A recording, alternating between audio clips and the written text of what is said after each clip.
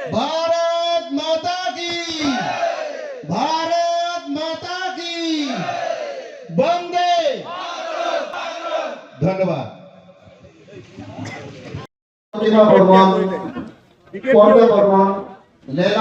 BPF ত্যাগ কৰাটো হ'ল মোৰ বিজেপিৰ যিটো নিয়ম নীতি আদৰ্শ সেইটো মই নিজাববীয়াকৈ ভাল পাইছোঁ।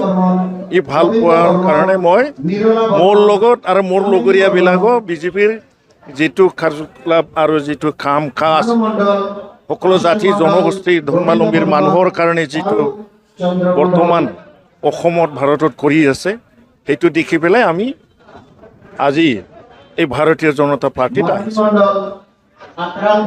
বেলেগ উদ্দেশ্য নাই, আমি ভাল পাইছোঁ, স্ব ইচ্ছাই আমি আহিছোঁ আৰু মোৰ লগৰীয়াবিলাকো স্ব ইচ্ছাই আহিছোঁ।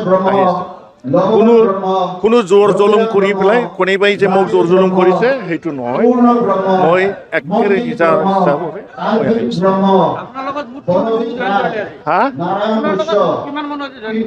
আজি ইয়াত জইন কৰাটো আছিল আমাৰ 2000, তাতে হয়তো 2-1জন আহিব পৰা নাই, ইয়াত 2000 আছিল।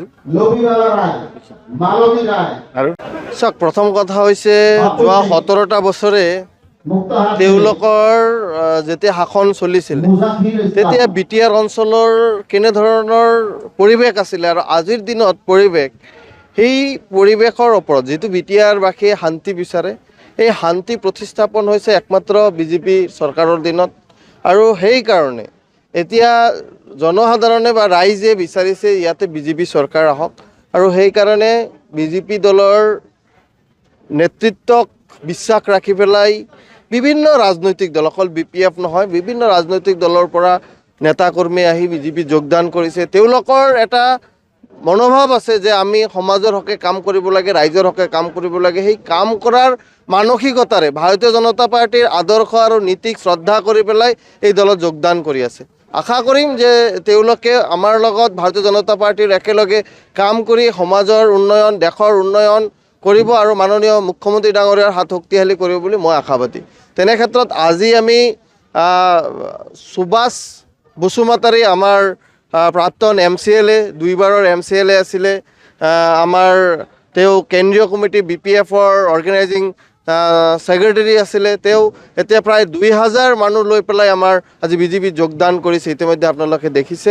আৰু ইয়াৰ পিছতো আমাৰ থুৰিবাৰী আৰু চুপাইজাৰতো আমাৰ যোগদান কাৰ্যসূচী আছে। এতিয়া মোৰ এছেম্বলি চলি আছে, এছেম্বলি শেষ হোৱাৰ লগে লগে আপোনালোকে আকৌ বিজনীত ভালেকেইটা যোগদান কাৰ্যসূচী দেখিব, য'ত 2000, 3000, 5000 এনেকৈ কাৰ্যকৰ্তা লৈ বিভিন্ন ৰাজনৈতিক দলৰ কাৰ্যকৰ্তাই আমাৰ বিজেপি দলত যোগদান কৰিব।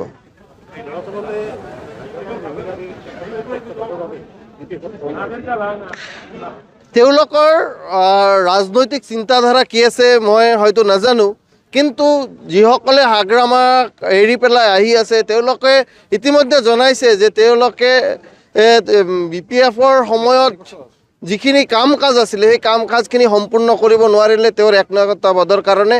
আৰু এতিয়াও একমাত্ৰ তেওঁ নিজৰ কথাটোৱে ভাবে, বেলেগৰ কথাটো নাভাবে। ইতিমধ্যে আপোনালোকে দেখি পাইছে যে হাগ্ৰামাৰ লগত একেলগে ডিপুটি চিফ আছিলে খাম্পা বৰগায়াৰী, তেওঁ UPPলৈ যোগদান কৰিছে। তেনে ক্ষেত্ৰত আজি সুভাষ বসুমতাৰী আমাৰ লগত আহিছে। মই ভাবোঁ যে খুব কম সময়ৰ ভিতৰত যে BTCত আটাইতকৈ শক্তিশালী দলৰূপে বিজেপি পৰিগণিত হ'ব, খুব কম সময়ৰ ভিতৰত আপোনালোকে এইটো দেখিবলৈ পাব। ধন্যবাদ। যিকোনো খবৰৰ বাবে যোগাযোগ কৰক 7099017330 লগতে 7099017110 নম্বৰত।